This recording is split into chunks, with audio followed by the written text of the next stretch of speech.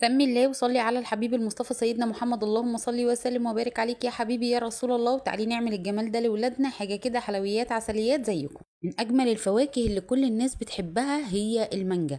طبعا في ناس بتفضل ان هي تاكلها وفي ناس بتفضل ان هي تشربها عصير، بس انا طبعا ولادي بيحبوها بالطريقه دي، بتبقى حلوه جدا. طبعا انواع المانجا كتير جدا، نعومي، سكري، زبديه، تيمور، وطبعا كل واحد على حسب ما هو ما بيحب. وطبعا الزبديه نازله بسعر حلو وكويس جدا، ارخص من السنه اللي فاتت. طبعا انا قطعت المانجا كده زي ما انتم شايفين، وهنحطها في الخلاط بتاعنا.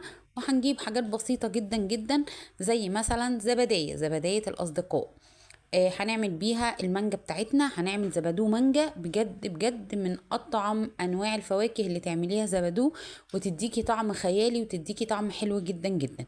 في ناس كتير كانت بتسأل ليه المانجا عند الراجل بتبقى تقيلة، وانا ممكن لما اكون بعملها في البيت بحس ان هي خفيفه.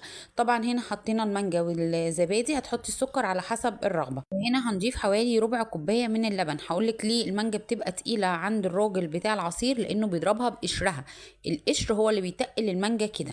هنا بقى ادي زبادو المانجا نازل كمان بقطع زي ما انتم شايفين كده، ما ضربناهوش قوي قوي، يعني بتضربي 3 ارباع ضربه. بتاع العصير زي ما قلت لك بيضرب المانجا بقشرها، بيحط ميه قليله 3 ارباع ميه يعني، وبيضربها بقشرها، علشان كده بتبقى تقيله معانا او تخينه معانا. وادي الزبادو سهل وبسيط، وكمان بصي بحاجات بسيطه جدا، بمنجيتين تقدري تعملي حوالي 4 كوبايات من الزبادو. بجد بجد حلو جدا، جربوه واقول لكم السلام عليكم.